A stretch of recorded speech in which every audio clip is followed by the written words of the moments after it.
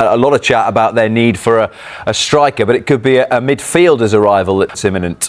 Yes, good news for Arsenal until the summer, but he is a player who's got a €60 million release clause. That's about £51 million. Lots of other clubs have been interested in signing him. For instance, he was close to joining Liverpool last summer before that deal collapsed at the last minute.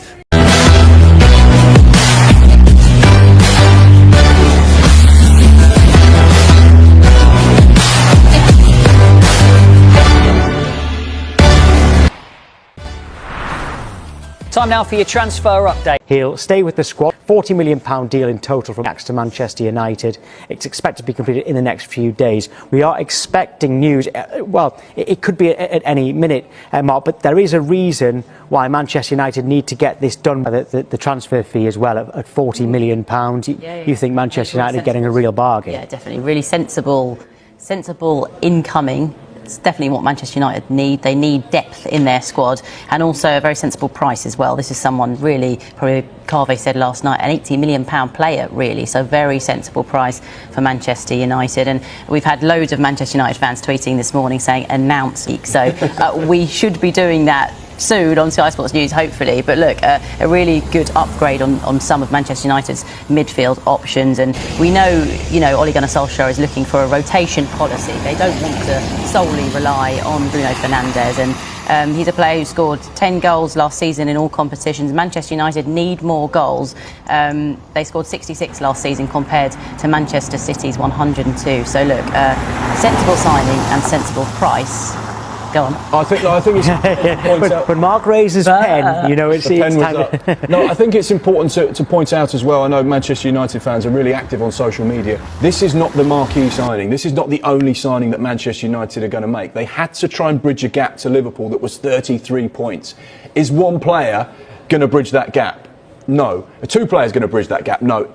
Manchester United are evolving. We've seen their transfer policy being about younger, hungry players with big futures. This would certainly fit into that. But this is just the starting block of a series of transfer deals that Manchester United are working on because they have to close that gap to Liverpool, which, like I say, is 33 points. So whilst he's not the big marquee signing by name, he absolutely comes with a brilliant reputation within football. He's been described to me as quietly efficient, and I think that's a nice way to describe him as a player. Yeah, and Casemiro will be leaving United at the end of the season. Well, today, Michael Carrick explained the reasons behind that decision. I think that's just coming into that time of the season really, and with contracts and obviously January in the window, and the kind of announcement for Cassie I think was for clarity as much as anything. What the important thing for me is any decision I make on my staff mate or the club mate, it's not short term, it's not just to get through till the end of the season. I've got a responsibility to whatever happens next for it to be in a good place and moving forward to make the right decisions. So he's not making short-term decisions, but will the fact that Casemiro is definitely going at the end of the season affect their transfer plans now?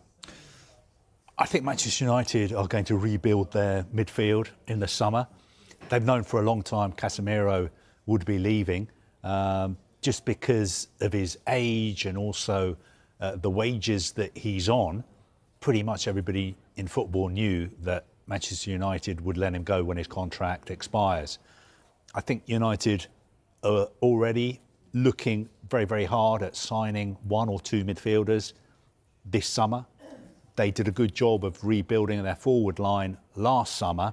I think one other thing they need to sort out this summer is the long-term future of Bruno Fernandes. Are we again going to be talking about the possibility of him going to Saudi Arabia, or is he going to stay until his contract runs out? Are they going to try and replace him? So I don't think Casemiro is going to affect things that much. I think plans are already in place to really strengthen the squad. Interesting to see also who'll be the manager or head coach. It will indeed. Summer, especially if they keep playing as well as they did against City last weekend under Michael Carrick. What does this all mean for the bomb squad? Like, Kobbie Mainoo has been reintegrated. What about the other player? What about Jadon Sancho? What about Marcus Rashford? Well, the players you've mentioned there are all really well paid by Manchester United. Now, Marcus Rashford will probably say, look, my time at Old Trafford has come to an end. I'm happier here at Barcelona. Fingers crossed I can play well enough